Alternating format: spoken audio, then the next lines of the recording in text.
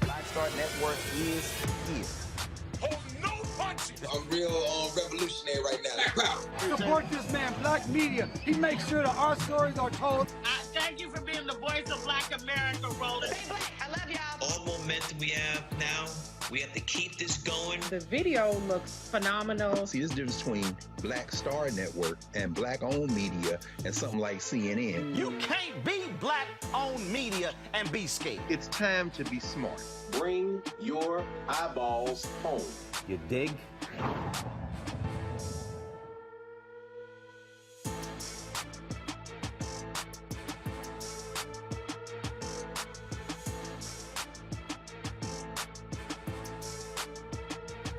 February 28th, 2022, coming up on Roland Martin Unfiltered on the Black Star Network. Folks, explosions continue in Ukraine, as well as they battle Russian forces. Also, African immigrants trying to get out of the country. They say they're having problems. And also, a basketball player from Maryland, he is stuck there. He's trying to also get out. We'll talk to his parents on the show as well. Plus, we'll talk with the deputy spokeswoman for the State Department, Jelena Porter, as well. So lots of stuff to cover. And we'll also have a Russian Black relations expert talk about what's happening there as well. So we got it all covered for you, all different perspectives. You do not want to miss this conversation. Estee Lauder fires one of their senior executives for posting a joking, racist meme. Yep, he made $10 million last year. He ain't got a job right now. I keep trying to tell these people, stop tripping. A New York man gets a new trial after spending 24 years in prison for a crime he says he did not commit. Also, tomorrow's beginning of Women's History Month and Black Women's Appreciation Day. Talk with Dr. Avis Jones-DeWeaver about how everyone can help Black women overcome challenges so they can be more successful. Also, in our Fit, Live, Win segment, we're talking about Black skin care. Do you know what kind of skin you have and how to best care for it? We'll have an expert who'll break it all down for you. Folks, it's time to bring the funk on this last day of Black History Month. Well, we celebrate Black History every day, so it really don't matter. On the Black Star Network, let's go. Whatever the miss, he's on it. Whatever it is, he's got the scoop, the fact, the find. And when it breaks, he's right on time and it's rolling. Best believe he's knowing. Putting it down from sports to news to politics. With entertainment just for kicks, he's rolling. It's on go, roll, roll, y'all. It's Roland Martin, yeah. Rolling with Roland now. He's funky, he's fresh, he's real, the best, you know he's Roland Martin now.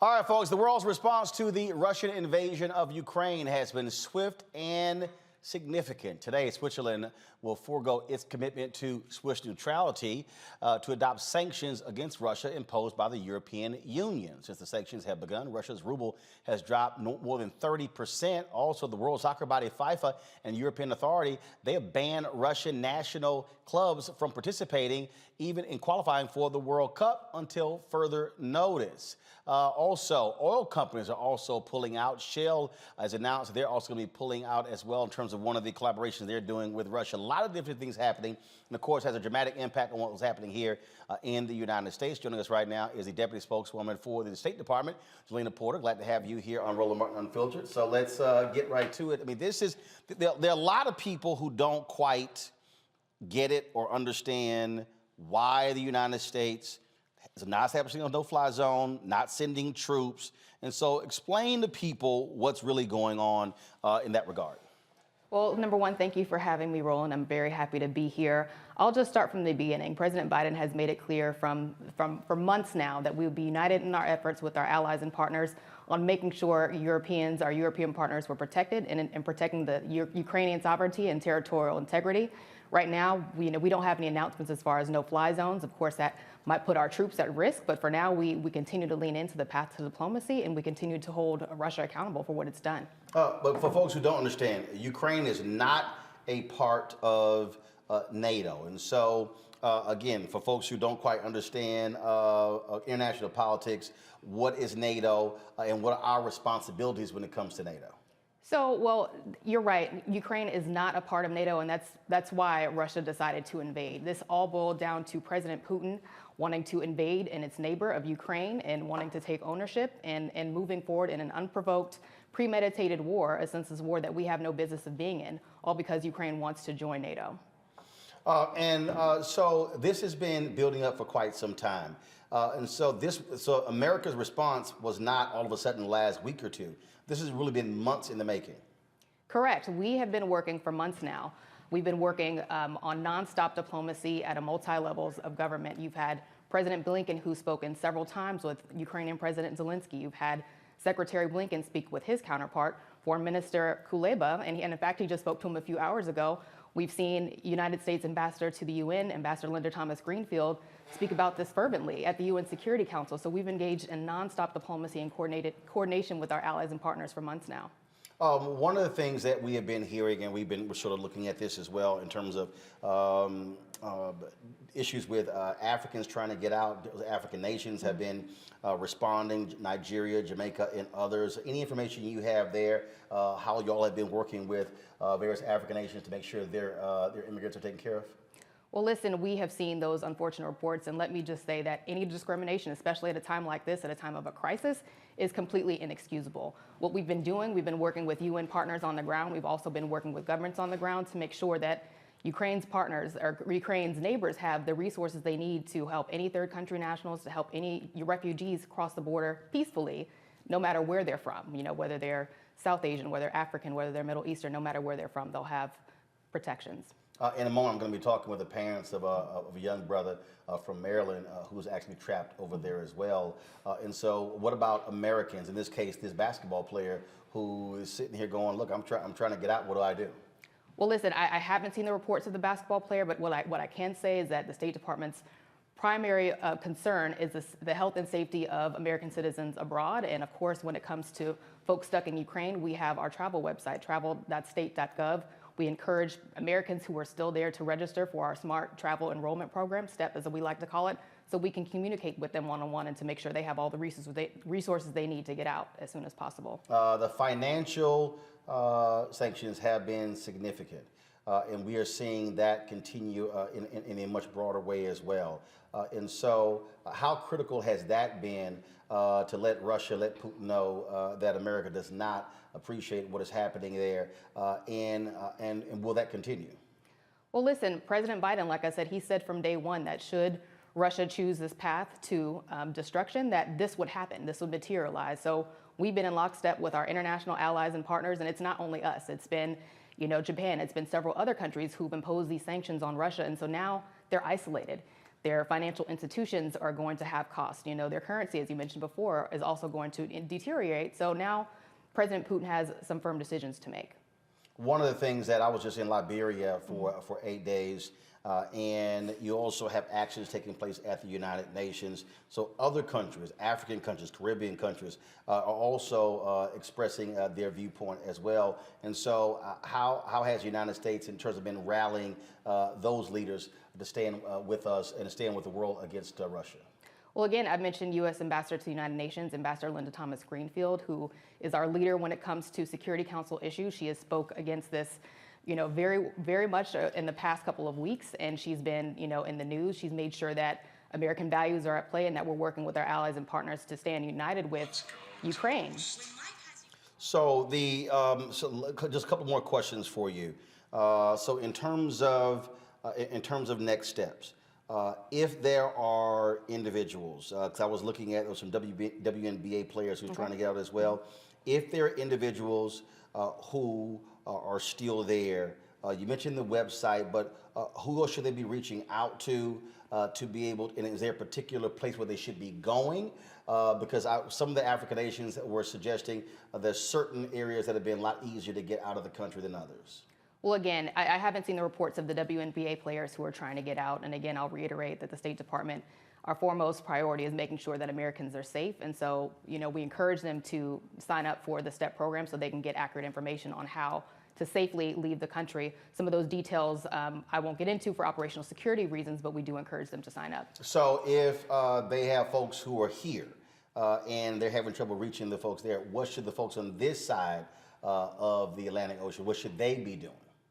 So aside from encouraging their family and friends to sign up for this program, they should reach out to the embassy and consulate there, which at this point in time, our embassy is functioning out of Poland for the safety and security of all of our officers who work there. But, you know, if they get into direct contact, they'll get into direct contact with us and make sure they have all the information they need. All right, Jelena Porter, we certainly appreciate it. Thanks a lot. Thank you. All right, folks, this continues. Look, it's going to have an economic impact on us, whether we want to own up to it or not. You look at what's happening in terms of oil prices. And so the question many folks are, again, asking, what is going to be next? What do we do in this country? Somebody may say, you know what, this really doesn't impact us, but it does, because anything that happens across the world still has impact on what we do in this country. We want to go now to Max Bergman. He is with the Center for American Progress. Max, glad to have you on the show. It's been very interesting watching what is taking place. You have folks, it's sort of like there's two worlds. You got a Fox News world where you have all of these Republicans who all of a sudden are just loving Vladimir Putin, who are just claiming, oh, just let him have it. But the reality is the world is standing firm, and President Joe Biden has done a hell of a job in terms of bringing the world together and NATO together to forcefully counteract Putin and Russia. Yeah, I think you're exactly right. Look, the Biden administration has done a phenomenal job here.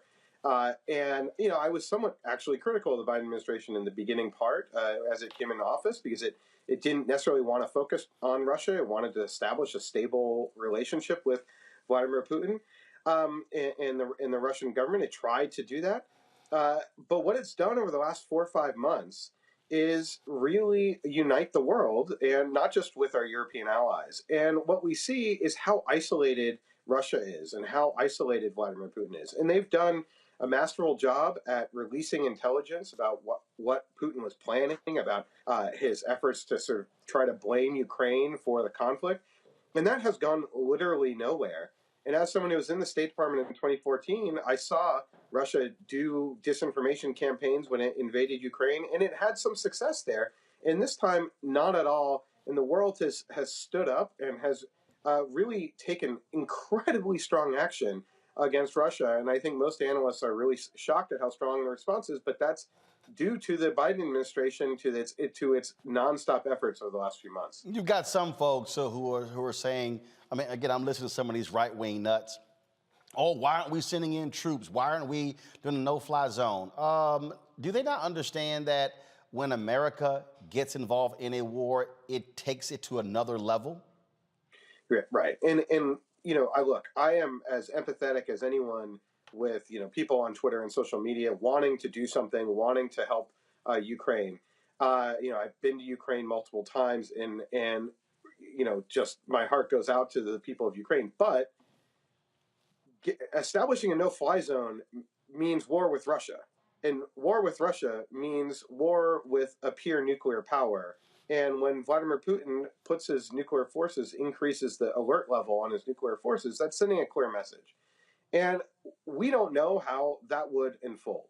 And so I think, you know, that's why President Biden did, I think, a very smart thing in simply taking the option of the U.S. intervening militarily to defend Ukraine. I also think there's a lot of just practical constraints here. The U.S. Air Force isn't right there. It would take a lot of effort for us to establish a no-fly zone. That means and of course, let's not forget Donald Trump pulled 12,000 U.S. troops out of Germany. Right. Well, and then there was also just the lack of building a strong alliance over the last 4 or 5 years. And I think in particular, what I am super concerned about is that the Russians may respond to our economic sanctions with cyber attacks back against the United States.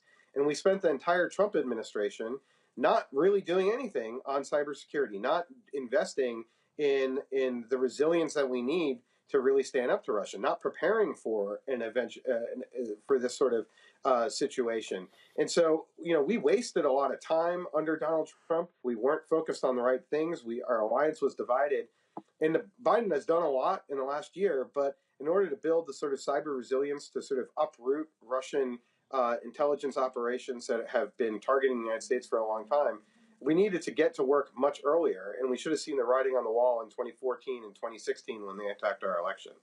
All right, then. So one of the last question for you, Max, and that is, again, for the people who say, man, look, this has no material impact on those of us in the United States, explain to them why that's simply not the case. So this has a tremendous impact on the United States and on us because, look, what was at stake here was that if Russia could get away with simply invading a smaller democratic country, then big countries can start to invade smaller countries. And this is what we saw, I think, really eloquently expressed by African countries at the United Nations General Assembly, where we don't want a world where borders can just be redrawn because you have a stronger military. And we sort of forget that we live in actually, while there's conflict and violence, a fairly stable world where borders are respected, sovereignties are respected. And if not, then we're returning back to kind of a pre-1945, pre-World War II era. And that's just a really violent, dangerous place. And that's not a world that we want to return to. So I think that's sort of one of the main reasons. But it also goes to just sort of broader concerns about European security, about a democracy that's and if we allow a democracy to just be dismembered, then where does Vladimir Putin stop? So I think that this conflict has been a real wake-up call for, I think, everyone around the world about the importance of democracy, about the importance of democracy sticking together, because they face real challenges from autocratic states around the world. All right, then. Max Bergman, we surely appreciate it. Thank you so very much. Thank you. Folks, we talked about people who have been impacted by this, and we're going to go to a break. We come back, we're going to talk with the family of a young man who's a basketball player there in Ukraine who is stuck there. He is trying to get home, and so when we come back, we'll talk with his parents right here on Roland Martin Unfiltered on the Black Star Network.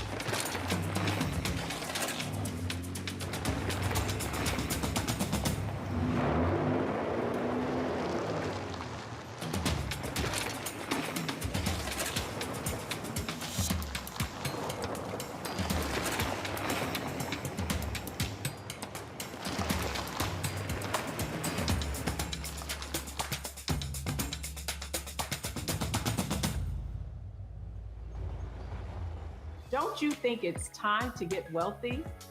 I'm Deborah Owens, America's Wealth Coach, and my new show on the Black Star Network focuses on the things your financial advisor or bank isn't telling you.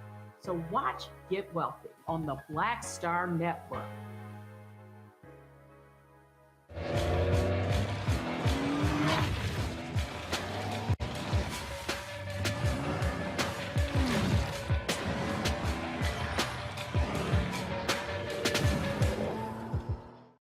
Pull up a chair, take your seat. The Black Tape with me, Dr. Greg Carr, here on the Black Star Network. Every week, we'll take a deeper dive into the world we're living in. Join the conversation only on the Black Star Network. Hey, I'm Antonique Smith. Hey, I'm Arnez J. Hi, this is Cheryl Lee Ralph, and you are watching Roland Martin, Unfiltered. I mean, could it be any other way? Really? It's Roland Martin.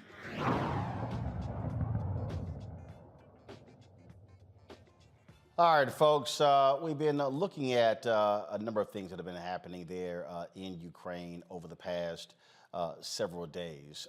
And one of the stories that jumped out was a young man who plays basketball there who was all of a sudden caught in the middle of this. He played basketball at Indiana University, and again, it's one of those stories that when you see it, you're going, "Oh my goodness!" You don't necessarily think about people who have been in these various countries. There are folks who are playing basketball. There are people who are working there. We've seen the stories. We've been talking about these African immigrants who have been there as well. And so all of a sudden, when war breaks out, it's what happens? What happens to them? What do they do? And so right now, I want to talk with the parents of this young man, Pammy and Michael Morgan. How you doing? How are both of you doing? Pretty good. How you doing? Glad to have you on the show. And so Maurice Mo Creek is your son. Tell us, where is he now? How is he? When have you last talked to him? He actually just FaceTimed me, and first of all, thank you for having us, and I'm really giving all praises to the Most High that he was actually to get through to me and tell me that he is free. He is in Moldova. He actually got through, and he is in a vehicle on the other side of the border. Right. So in a vehicle on the other side of the border. So how long has he been there? How long has he been playing there in Ukraine? He's been playing in the Ukraine for several years with several different teams, but this particular team, he had just left here on the 18th of January. And so I'm just told that we actually have Maurice on the phone. Maurice, how you doing? I'm doing great. How are you? I'm quite sure you doing a heck of a lot better than I am. You've been safe. Yeah, I'm safe and sound now. I'm so happy to be out of Ukraine, and now I'm heading to Romania. I'm in the car, safe and sound. So I'm just feeling great right now. I feel so relieved. It had to be a harrowing experience for you to be there, for you to, as war breaks out. Just take us through what your life has been like for the past week. It's been crazy. I ain't gonna. It's one of the most crazy experiences I've ever had in my life. You know, when you go through stuff like that, you just do know if you're gonna make it back. You know, only thing you can do is just pray. You know what I mean? And I'm just thankful I'm on the other side of it now. I don't have to worry about no bombs, no shootings, none of that. You know what I mean? I don't have to worry about going into war anymore. I don't have to worry about being safe on this road, on this drive I got, and getting back to my family. As you were talking, your dad is getting quite emotional just listening to you share your story. Go right ahead there, Michael. Oh no,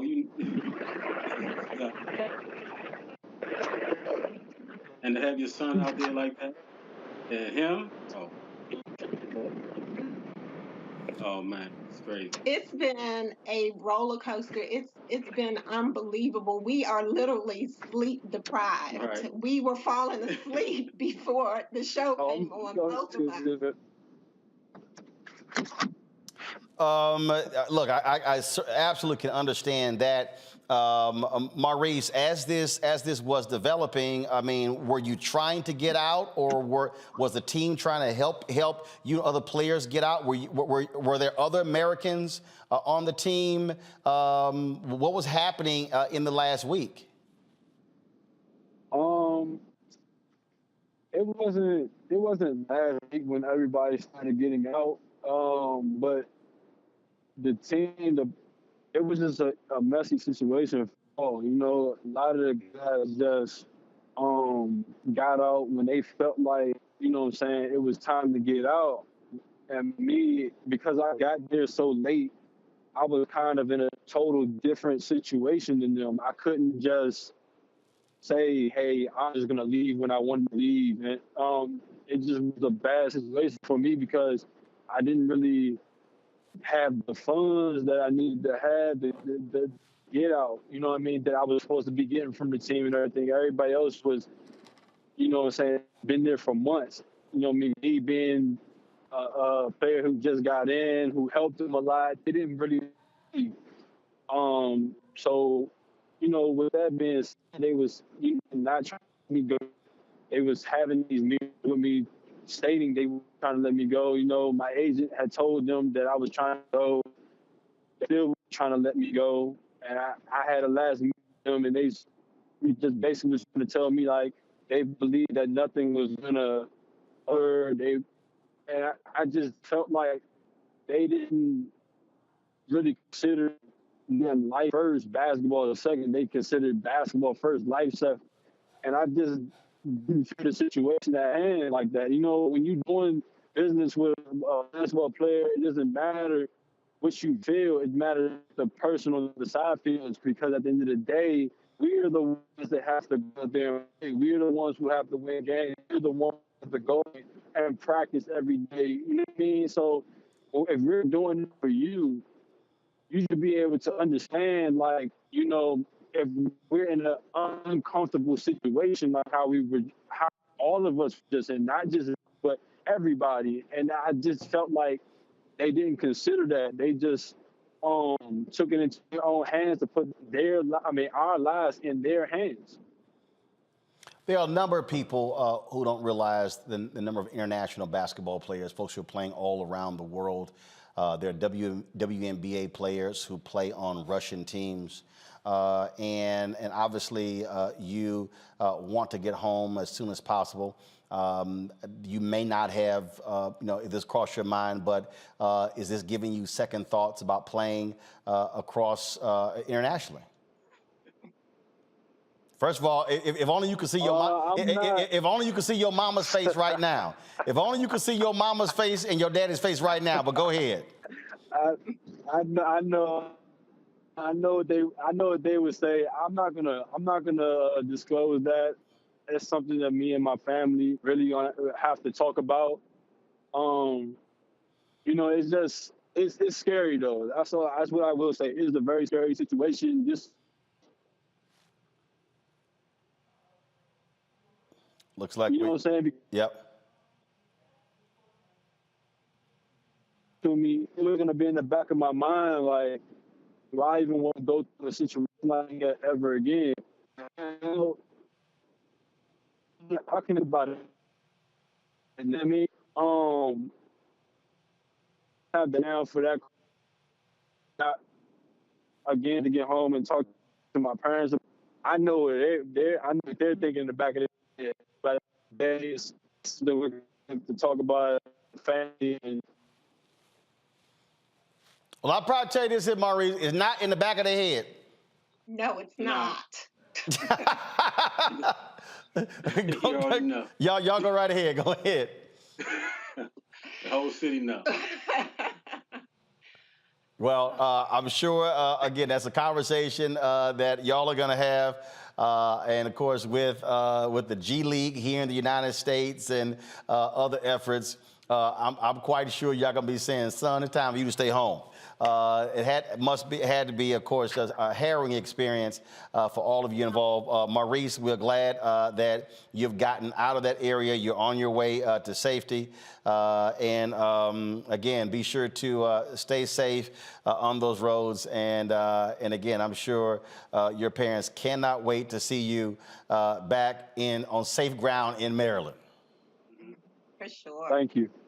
All right, then. Well, first of all, Mr. Morgans, I'm glad to have y'all on the show as well. Look, bottom line is very few people have had to experience this. Families that have had children who are in the military understand this, but it's a whole lot different when you send your son abroad to play basketball and all of a sudden a war breaks out. Absolutely. All he got is a ball. Yeah. And when you see a text message come through that says, "Mom, I love you," I mean, it was awful. And then he shows us what this bomb shelter looks like. I mean, it was unbelievable. And it's like, this is never going to happen to you in a million years. And then it ends up happening to us. It is unbelievable.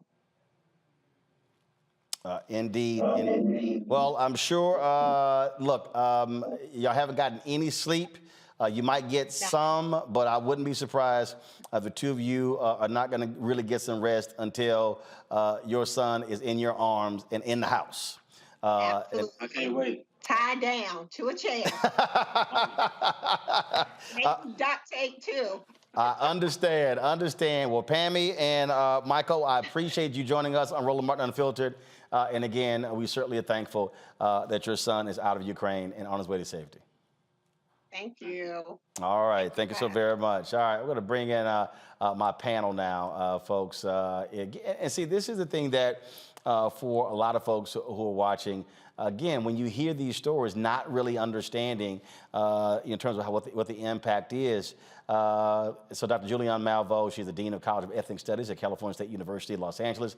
Dr. Omokongo Dabinga, Professorial Lecturer, School of International Service, American University. Reverend Jeff Carr, founder of the Infinity Fellowship in Nashville, Tennessee. Glad to have all three of you.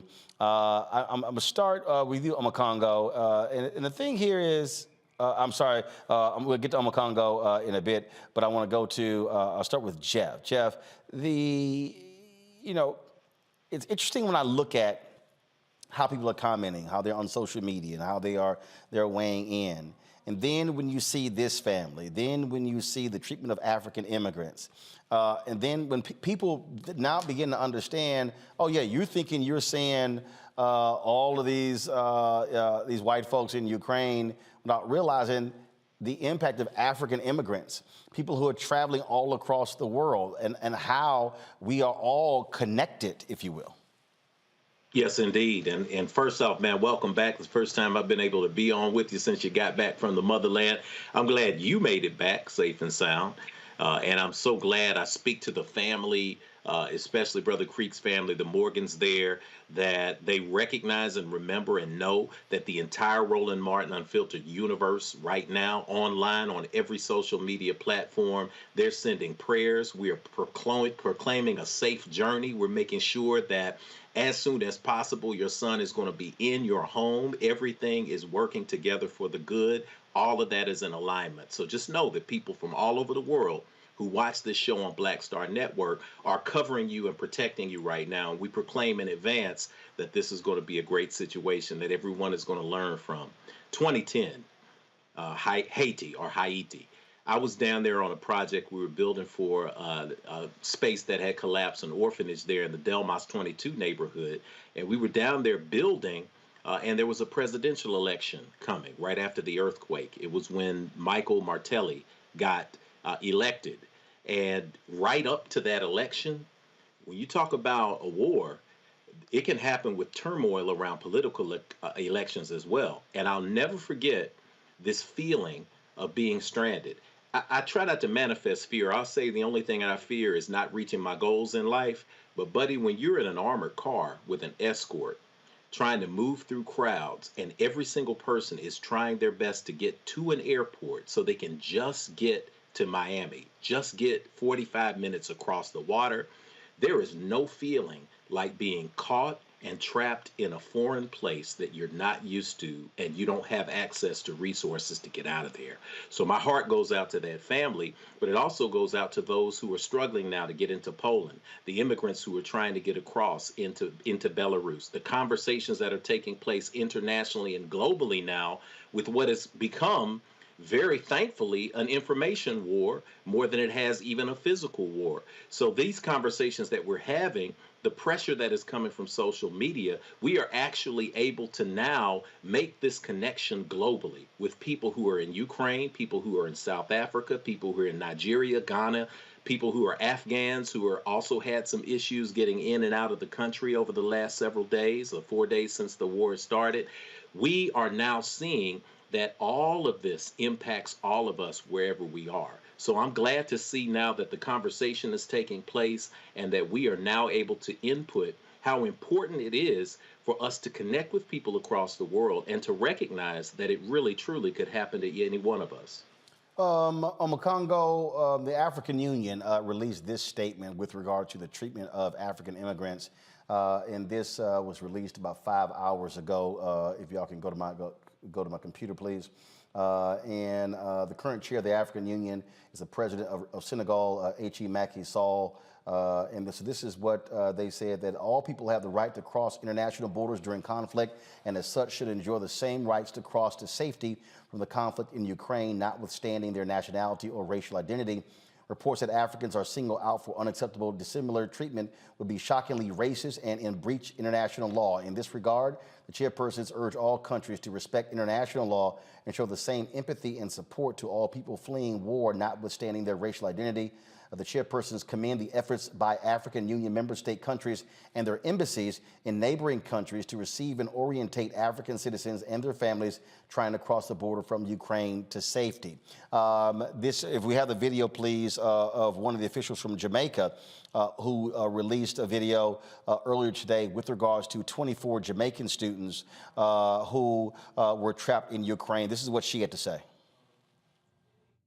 Good night, Jamaica, and good night, friends of Jamaica, all of you who have been following the journey of our students in Ukraine.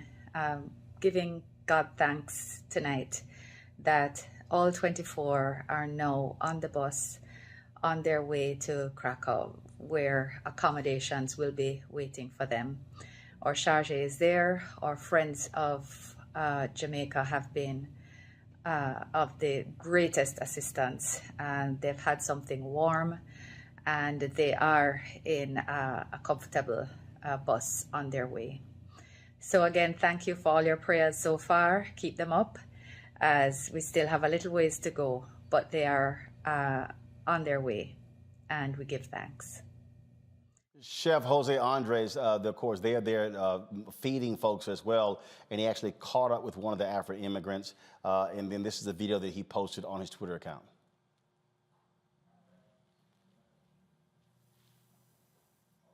I just met her here. She's been walking, like many others, for many hours, if not many days, because the situation is difficult to leave Ukraine to come, because it's no cars, no gas, and many other issues, I guess. But I was asking her, because they were saying that if Poland and other countries were not allowing citizens from different countries, especially of Africa, and what do you have to tell us about that? We didn't actually face any problem coming here. We just got to the border and we entered.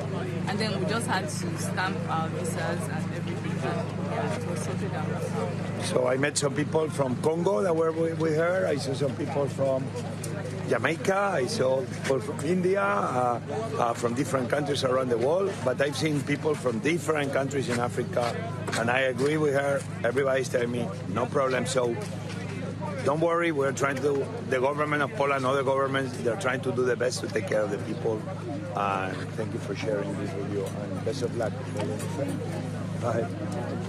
Makongo, again, when you hear these stories, it's important for us to let these countries know, no, you're not going to sit here and let 280,000 Ukrainians cross the border, but deny African immigrants. Absolutely. And quite honestly, Roland, it disconnects to your whole trip to Liberia. And it's great to see you. And thanks for everything you did on this trip to build this diasporic connection. I've heard so many African Americans talk about, oh, that's their war. We don't have to care about that. We don't got time to think about that. But there's Black people over there as well. And we have seen with other embassies, African embassies that have stepped up, we have to take care of our own, because when it comes down to it, folks will abandon us at the slightest opportunity that they have. I'm really wondering if there are Italian students and students from the UK and places like that, and Irish students who had no problems possibly getting across the border. It's not fair and it's not right. And furthermore, we have to understand that, as he mentioned, people from Congo, from all over the world, if we don't step up to demand that we are treated with respect at every step of this juncture, people are going to step all over us. But right now, people who are from the Ukraine and people across the Ukrainian diaspora in America are calling for us to stand with them and fight with them and pledge solidarity with them. And I do, 100%. I don't want to see any sovereign nation get taken over. I don't want to see anything that Putin's doing as it relates to his monstrous and dictatorial inclinations to try to take over the world. I don't want to see that put on Ukraine as well. But look, it goes both ways. If you want to get that empathy from us, you got to make sure that you're treating everybody the same. And so I commend those African nations that have stepped up to help take care of the South Africans and the other folks there who are having those troubles. And for all the black folks out there, we got to understand that we are part of a global community. The whole trip to Liberia was about that. You're welcome there as family, as an African son. And we are across the world. And right now in the Ukraine, like I said, I support the Ukrainian people 100%, but we got to make sure that we get our support there as well, because if we're all in this together, we really got to be all in this together. Julian, we're seeing folks at Reuters and Al Jazeera are reporting of these African immigrants, Nigerians and others, saying there've been video of actually African immigrants being kicked off of trains in Poland as they were trying to flee. This is an Al Jazeera headline. Nigerian students reported guards giving priority to Ukrainians on evacuation trains and denying entry to Poland, which has taken in 327,000 Ukrainians. Roland, first of all, welcome back. Great work in Liberia. We're really happy that you were there. And you underscored a point about our connections. The fact is that we do live in an international world. What happens here happens there. What did Dr. King say? The mutual garment, mutuality, and that's where we are. So given that, we as Black folks have to care about what's happening in Ukraine. And as Omakongo says, we also have to step up for our Black folks, brown folks who are stuck in Ukraine and who are essentially experiencing global anti-Blackness. And that's what it is global anti-Blackness. Now, when we look at this nonsense, and that's what it is, a nonsense of differential treatment, what we have to look at is the ways that the United States can play a role in stopping this anti-Blackness. If we're sending money over there, which we are, we're not sending troops, but we are sending money, there have to be conditions. And the conditions are that people are treated equally. I mean, we're going into Ukraine or engaging with Ukraine because we oppose what Putin, with his nasty self, and Russia are doing. We're opposed to it because they're basically taking over a sovereign country. But then when you expel people, when you say you have human rights for Ukraine, but what about the Black folks like the young brother and his family that you just interviewed, or so many others? If you believe in human rights, then you must believe that if there's a queue to get on a train. And in fact, the video that we're playing is from Twitter of African immigrants stranded at the train station. Mm-hmm. Exactly. So our money has to come with conditions. And the conditions have to be that you treat Black people in Ukraine who are trying to leave there the same way you treat Ukrainians and Polish people and other people. It is unconscionable. And you had a young sister on earlier, Jelena Porter, I believe her name was, who talked about what the Biden administration is doing. One of the things that they must do, if we as Black people who are taxpayers support this, is they must say, we will treat people equally. We insist on that. This picture is, Roland, it reminds me of the police officer who took the young sister by her dreads and pulled her. We can't have that when we're spending money. That was just 56, is it million or bill? Anywhere, more money going to Ukraine. I'm mad at them. They deserve it, but they also deserve to treat Black people fairly. Well, and to your point, what we have been, I mean, look, we've had members of Congress talking about an aid package for Ukraine, for that region, for humanitarian purposes, anywhere from $4 to $6 to $7 billion. So, yeah, America can absolutely put conditions on that as well. And anytime we document this kind of disparate treatment, well, we also ought to say, okay, we were going to give you $6 billion. Now we're going to give you 5.9. And every time we see some of this nonsense, 5.8, 5.7, 5.6, what do you want? Your survival or equality? You must treat Black people fairly. And this is video from a couple of days ago of stranded African immigrants as they were hiding in tunnels there in Ukraine. And the thing there, Jeff, many people, people may be asking, okay, well, why are they there? Well, guess what? They're students. They're studying to be engineers, doctors. It's cheaper for them to go to college, go to school there. And so that's the thing. It was very interesting when I was traveling. We were flying and we left the United States, and so there was like a 3D image there on our Air France plane as we were approaching Paris.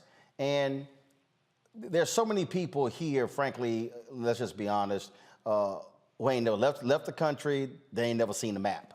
And the thing that's interesting when you talk about these countries, when you talk about the proximity, if you will, of these countries. We think in terms of just states here in the United States, as opposed to, so take a look at this map right here, all right?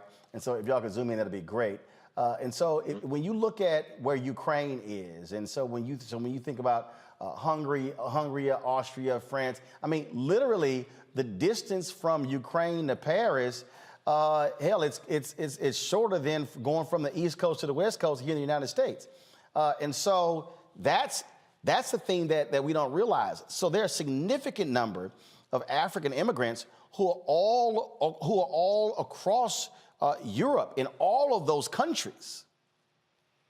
Well, you also look at proximity. You already said it. And when we connect this thing globally, as both Brother Omekongo and Sister Julianne spoke about, this connection, if you tilt that camera down or you zoom that map down, what's below the boot heel of Italy? You see North Africa, right? We're not far away. We're not talking about a country that is separated from a continent like we're separated here in America. This diaspora notion of understanding who we are and how we are connected is important anytime we analyze geopolitics and we say, where's Ukraine? What does Ukraine have to do with us? Well, look, Ukraine regionally is on the top to the north of Africa. Yeah, so on this map right here, right here, you'll see it. So you'll see Ukraine is at the top there, and then you'll see, Algeria, Morocco. Yeah. So when you look at where Turkey is and where Syria, Iraq, and all of a sudden you go into Egypt, Libya, Algeria, Tunisia, Morocco. Yeah. Indeed, and that's where it is. So that's where people are. But you also look at Ukraine, and you talk about Ukraine from a space of exit from the former Soviet Union. And you look at 1990, 1991, when you had this USSR, some elected officials have still referred to Russian President Vladimir Putin as a Soviet and the Soviet Union. There's got to be a memo to go out for that for elected officials. But when you talk about them proclaiming their independence in 1990-91, what do they have to offer to the world? This is why you have to understand supply chain issues. Many of us are feeling the pain. I've got the minivan fueled up yesterday, and I said something has changed in this world because this gas is killing me. It's gone up 10 cents a gallon on the national average here. When you talk about Belgium, you talk about France, you talk about Germany, they have absorbed the punishment and have been willing to absorb the punishment at the gas pump because of what they receive from Russia and from them saying, we're going to have these sanctions in place, but we're going to feel it over here. Ukraine, #1 in uranium reserves that are recoverable. #1 in Europe in the production of ammonia. You want a clean house around the world. That's going to affect the supply chain. #3 in the production of corn. How do you like your corn? Do you want to be able to roast some corn this summer? This is a supply chain issue for the entire world, and this is why we have to come together to understand that a country that you don't really hear about in our daily conversation is also responsible for 75,000 pounds of beef production every single year, something that affects the agrarian economy all over the world. This is a key piece of real estate, and that is why Vladimir is over there, Putin, on the rest of Europe to try to gain control of this space. Thankfully, we have this conversation going in a place like this. This is how powerful the internet is. Absolutely. I want to go to Kimberly St. Julian Varnon. She is an expert in race and blackness in USSR and also is a review editor for H Ukraine. And so glad to have you here. First and foremost, just give us your thoughts and perspective on the racial dynamics that we are seeing play out there as these African immigrants are trying to get out of Ukraine, the resistance they're getting in Poland and how they're being treated. So for people who have no understanding of this part of the world. Thank you for having me. And unfortunately, for someone who does know a lot about this part of the world, this isn't surprising. The issues of racism that we're seeing at the Polish border in particular, but there are also some reports at the Hungarian border. I was worried about this last week when the threat of war was possible.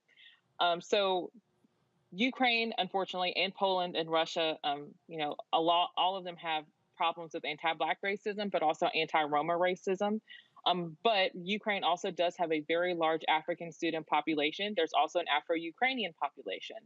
And so what we're seeing playing out at the border is kind of the worst case scenario. You have the chaos of war.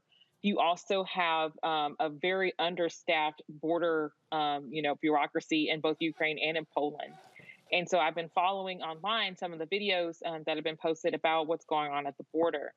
And so the racism that we're seeing, it's not surprising. It's actually, kind of to be expected. But what has been a pleasant surprise is I've been following particularly an African student who was he's been posting for the past 3 days, but he posted today that his group did make it over the Polish border and they were treated very well by the Poles and by the Ukrainians on the other side. It seems that they're having their problems with these officials. So you're kind of seeing a new form of more structural racism. It's not new, but you're that are really impacting these African students.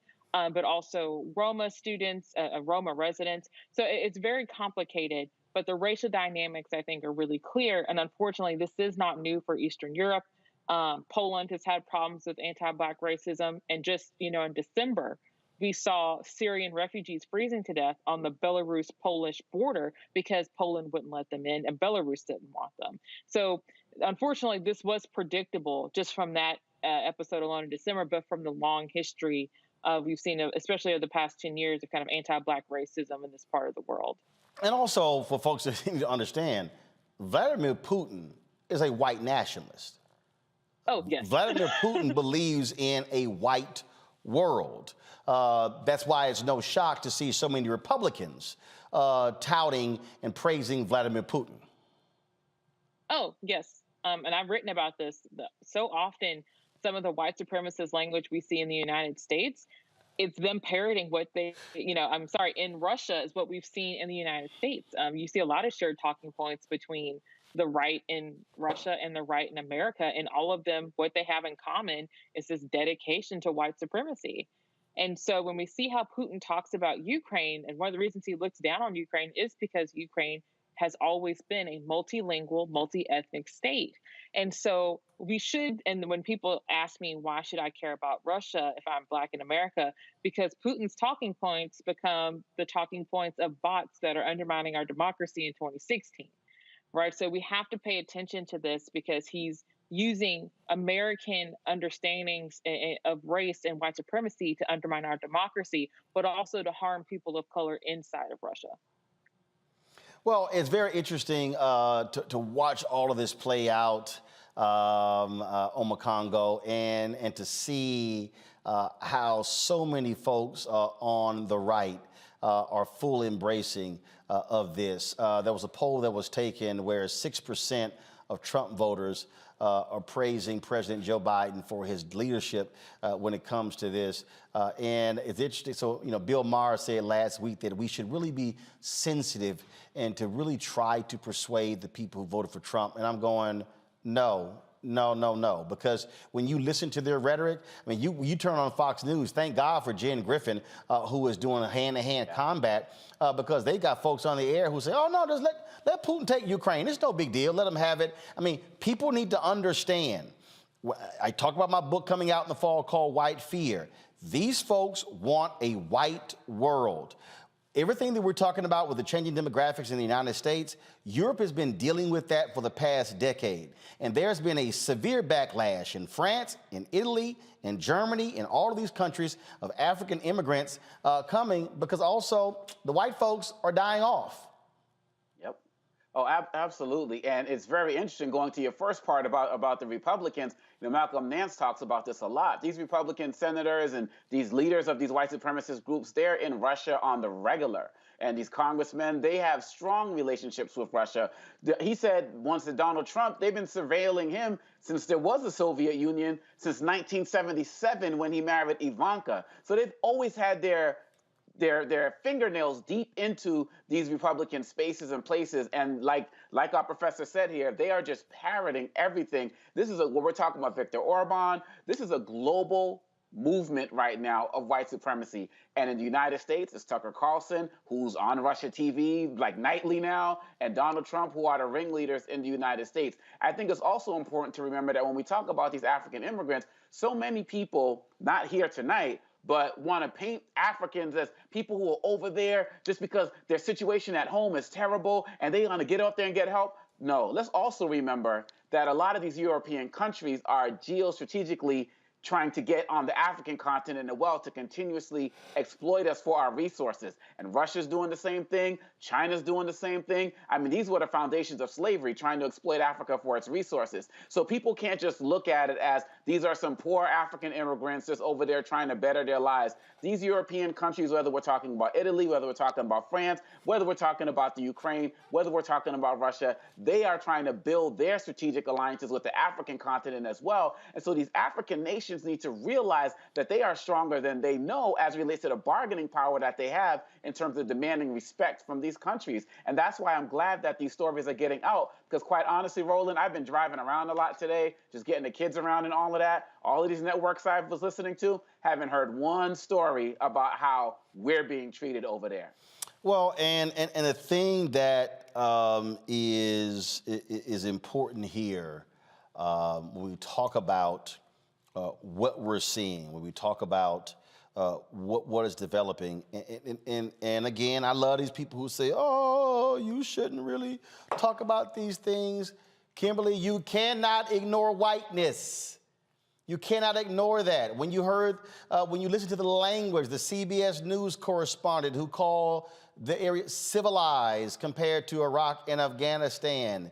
I mean, people listen to the words that are being used to describe this. There was a video floating around, the Ukrainian official talking about fighting for white, blonde, blue-eyed folks there in Ukraine. Listen to what people are saying. One of the things that's important to understand is the history of Black people in Europe. We've been in Europe forever. There's documentation from the 16th, 17th century when they were taking our people to Europe. So to act like we're foreigners, no, just like we built these United States, we have been woven into European history, and the ignorance that flows from mainstream media is galling. Kimberly? I agree. And I think it's important to recognize, like, there is an Afro-Ukrainian population, and they've been there, for decades. There is a large Afro-Russian, population. So when people like to portray Ukraine as white, they're erasing these populations, but as I said on social media, let's understand, like, this is also about proximity to whiteness, and Ukraine has only recently been recognized as white. So this Ukrainian, member of government who was saying, white, blue-eyed children, there actually aren't that many white, blue-eyed children in Ukraine, but also this is a new ability to claim whiteness that Ukraine hasn't had for years. Ukraine suffers from white supremacy just as, African American suffers from white supremacy. So these people of color in Ukraine are constantly being erased in this conversation, and it's really harmful to them. Jeff? Yeah, indeed. I wanted to ask Dr. Kimberly because thank you so much for the work that you put in and the context that you bring into the conversation. Is there organization amongst people of African descent in Ukraine? Are there organizations that are pushing to make sure that there are equal rights there? What does the landscape look for global people of African descent there in Ukraine or Eastern Europe? So unfortunately, and this is a problem when you work in Eastern Europe, in general, particularly Ukraine and Russia, which is where I focus, you don't actually identify as a race when it comes to census materials and things like that. So we don't have a specific number. And if you know, how can you claim systematic racism if you don't have a number, right? So there are some groups that I've seen, like particularly at particular universities where there's a large contingent of African students, like in Lviv and Kiev and Kharkiv. And Kiev and Kharkiv are being bombarded right now. But there also is like a small but growing community for Afro-Ukrainians. And I know there's one based in Kiev. So you do have these small groups, but they just don't have enough pull to kind of, get these resources that are really necessary that they need at the border.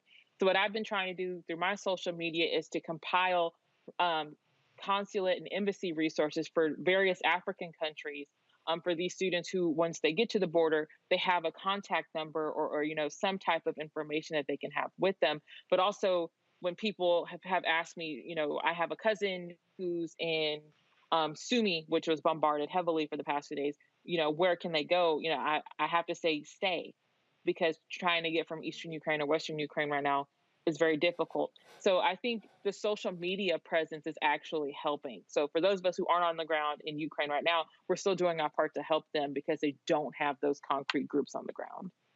All right, then. Well, look, we certainly appreciate you joining us to offer perspective on this. We're going to continue to certainly watch what happens there. Kimberly St.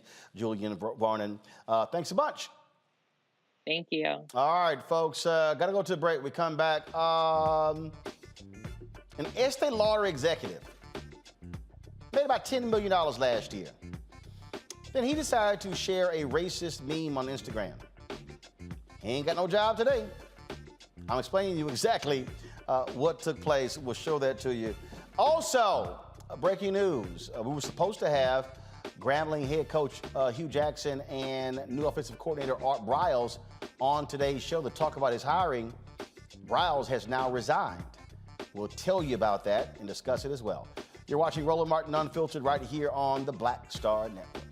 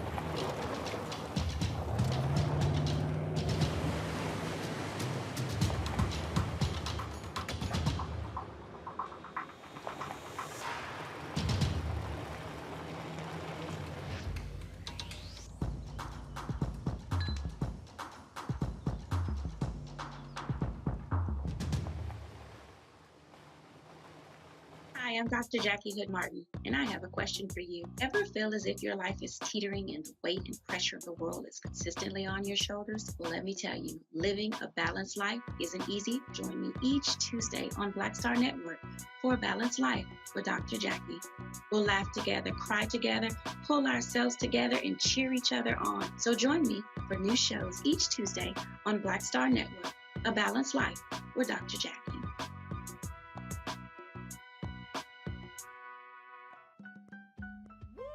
We're all impacted by the culture, whether we know it or not. From politics to music and entertainment, it's a huge part of our lives, and we're going to talk about it every day right here on The Culture with me, Faraji Muhammad, only on the Black Star Network. Hi, I'm Eric Nolan. I'm Shantae Moore. Hi, my name is Latoya Luckett, and you're watching Roland Martin Unfiltered.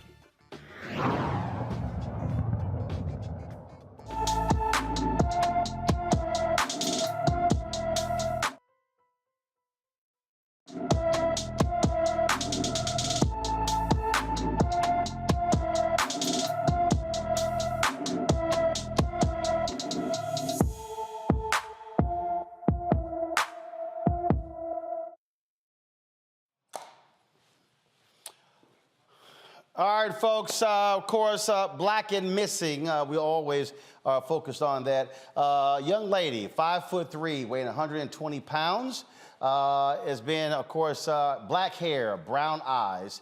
Lexus Leonard, been missing from Baltimore since February 23rd. Again, missing from Baltimore City. Folks, if there's any information regarding her whereabouts, 301-396-2525. 301-396-2525. So please, if you got any information, please call the Baltimore City Police Department. All right, some breaking news out of Grambling. We were supposed to today talk with Hugh Jackson, who is the head football coach at Grambling, about the hiring of Art Briles, of course, who is the former head coach at Baylor, who was fired after a massive sex scandal there involving a number of players who were accused of raping students. Again, very lurid charges. He's been out of football really for the last 6 years. He had coached, he got hired by a Canadian team, then was let go because of the outrage. And when he got hired at Grambling, that caused a lot of controversy. Doug Williams, the great at Grambling, stated that he could not support the team whatsoever.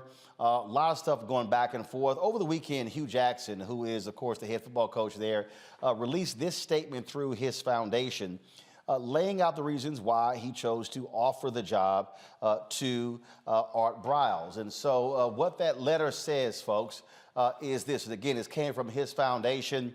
The Hugh Jackson Foundation has been dedicated to fighting against all forms of sexual abuse and exploitation, as well as other forms of racial and social bias. We have a clear understanding of the role that coaches and others who have a position of trust play in the lives of those they meet. Then he also said the recent hire of Coach Briles is a testament, scroll up please, is a testament to the importance of these key factors: forgiveness, redemption, and enlightenment. That took place over the weekend. I got a phone call, though, last night that Briles was out as the offensive coordinator, and about shortly before 6 p.m., a Grambling spokesman announced that Briles had resigned as offensive coordinator.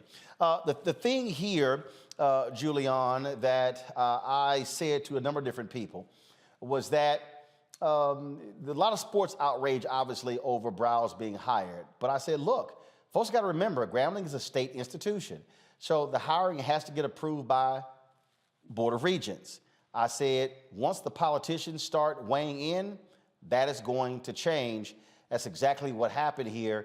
And so today, Briles stepped down. A lot of people have been very critical of Hugh Jackson and Grambling for hiring Art Briles because of his role there at Baylor. Your thoughts? It happened, of course, 6 years ago. There still is a standing lawsuit. But should Briles be given a shot to coach football again at a major university? Roland, not at this time. As long as the lawsuits are still there, there is something that's unresolved. There are people who are aggrieved, who are suing. Hiring him at a state university is a challenge, and it will be challenged. The memo from Hugh Jackson is a good memo. It talks about redemption and forgiveness, and I do think that that is important. People do deserve second chances. But at the same time, I think that when you are talking about a state university where taxpayer dollars are going to support that university, that people have to be enormously cautious about what they bring to the table. And so maybe in 2, 3, 4 years, maybe after the lawsuits are settled, but no, not right now. I think that his resignation was on time. It shows self-awareness. But frankly, I think that those who hired him had their heads in the sand. He may be talented. I'm sure he's talented. You know, I'm not a sports person. But, no, he is. Look, he revived the Baylor football team, brought them to national prominence. It is an absolutely outstanding offensive mind. But the reality, Jeff, everywhere he's gone, efforts to hire him has been thwarted because many people say he should never coach young men again because of the issues with that Baylor football team. Yes, indeed. And it's important to note that he wasn't found necessarily guilty of any NCAA infractions, but He was part of a culture and responsible for a culture of underreporting and protecting people who were committing these crimes. And so the jury's still out, as Dr. Malveaux said. But with redemption in mind, we're seeing a pattern here. There's tremendous amount of pressure to win football games. And when you have a guy who was coach of Baylor, as you said, he basically put Baylor on the map from 2008 to 2015. He had a record of 65-37. He had their first two Big 12 conference championships, won his game on New Year's Eve, was a hero, seen as a hero until the downfall came. And when the downfall came, we see this repeated pattern. A Canadian team hired him in 2017. They had to relent to pressure. They had the pressure that came. They had to just say, we can't take this here. 2019, Southern Miss tried to hire him again. When you get second and third chances like this, I will say it must be nice to get this many chances, right? So you get this chance in 2019. I mean, it must be nice, but 2019, you get another chance, Southern Miss. And Southern Miss said, we're going to cave to pressure, and we can't even bring you in. Grambling, Hugh Jackson, a brilliant offensive mind. He was down the street at my alma mater last year with my former student Eddie George, and decided it was time for him to move forward with Grambling, and he wanted to win. So he looks at Briles and says, you know what? This guy has a proven record. He tried it, but once again, the third strike has shown you that right at this time, he's just not hireable, no matter how much he wins on the field. There's something to say about how we are moving toward an evolutionary space where we are speaking up for women more. We're speaking up for Title IX issues that have been violated. And in this environment right now, it's just not time for him to step back on the football field. You know what, Omokongo? I think what Art Briles is going to have to do is he is going to have to, and again, I've gotten lots of emails from folks talking about how they are singling him out in terms of these reports, how there were many other examples of abuse happening at Baylor that went beyond the 5 cases everybody keeps mentioning.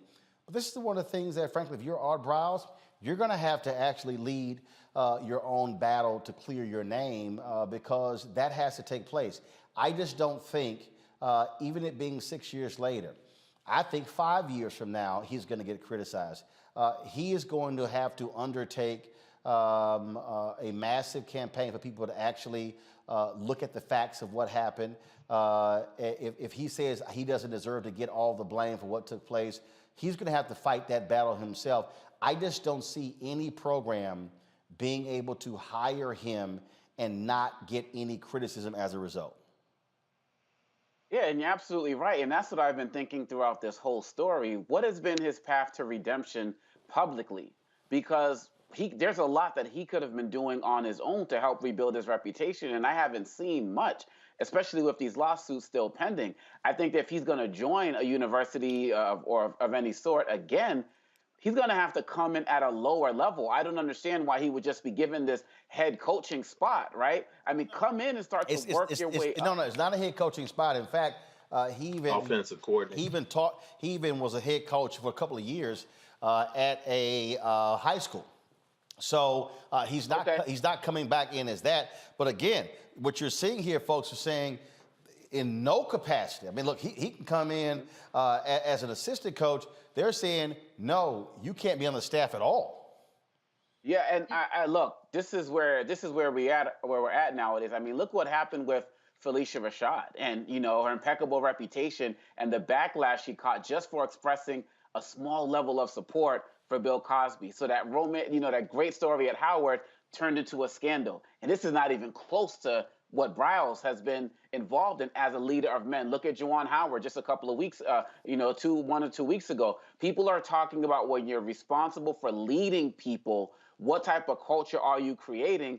And Briles hasn't seemed to be able to create anything different wherever he goes. And this is just not that climate, Roland. People are going back nowadays and pulling up stuff you did in college, pulling up stuff you did in high school, social media things. They will not let you forget anything. And another point that you made, which is extremely important, is the fact that oftentimes individuals will get caught up in other issues that are larger university-wide, and the university is always going to take care of itself first. particularly when it comes to dealing with us who might be on the staff as faculty or coaches. We're pretty much expendable. So Browse has a lot of work to do. I think, quite honestly, he needs to go into a non-sport space and really start to build a platform that's based on showing real respect for women and real respect for creating men who are leaders, and leave the sports thing alone, because this is never gonna go away. It's just like you said, 5 years from now, we're still gonna be talking about it. So he needs to build his credibility somewhere else. He needs to get these lawsuits taken care of, and he just needs to realize that when it comes to this issue,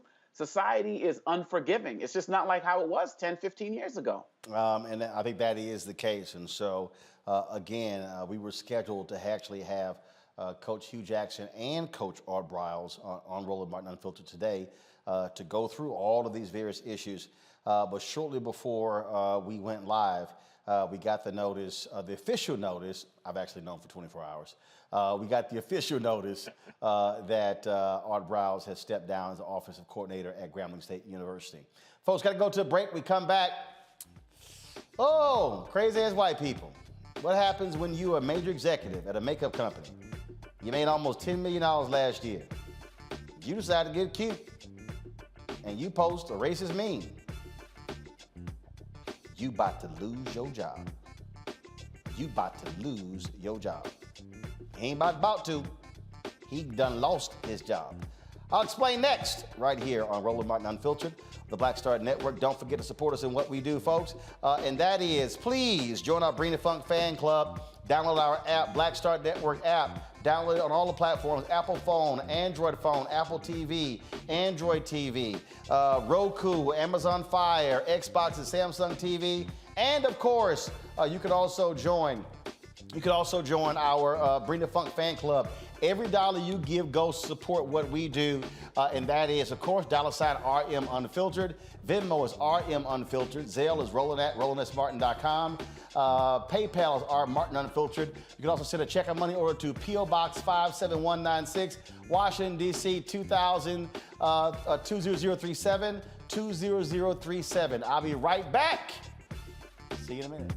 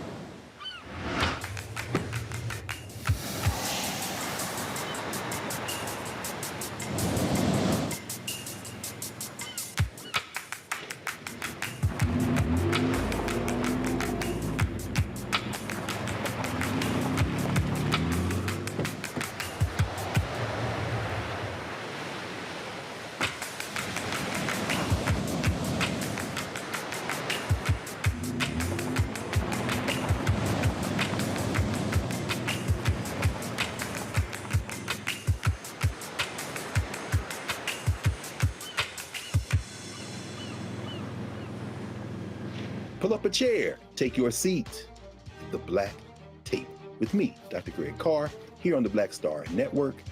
Every week, we'll take a deeper dive into the world we're living in. Join the conversation only on the Black Star Network.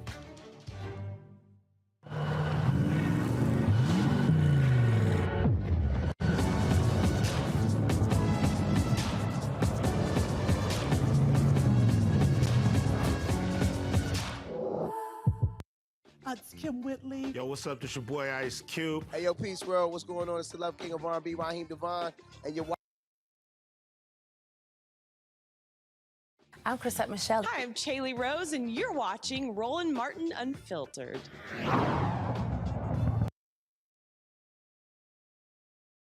A New York man has finally been granted a new trial after maintaining his innocence for more than 24 years. Anthony Sims says he is serving time for a crime he did not commit. He was convicted in 1999 of killing a Chinese immigrant in Brooklyn. Sims says his friend was responsible for the shooting and ironically was a lone witness at the 1999 trial. Now a new witness's account has opened the doors for the new trial. No official date has been set. Also, folks, the Missouri School Board reverses the decision to ban Toni Morrison's book, Bluest Eyes. In January, the Wentzville School District banned the book after one parent complained about the book's content. A lawsuit was filed by the ACLU challenging the ruling, demonstrating books by white heterosexual authors exploring the same subject matter remain available to students. 10 days later, the school board reversed the decision. This is one of many school districts trying to ban books white parents say are pushing critical race theory. Julian, these things are happening, and what's stupid to see these largely Republican legislators, these white legislators, support this. One parent complains, and all of a sudden, oh my God, the world has ended. What shall we do? And so let's just start banning books. Again, these white folks are losing their minds. No, they never had minds.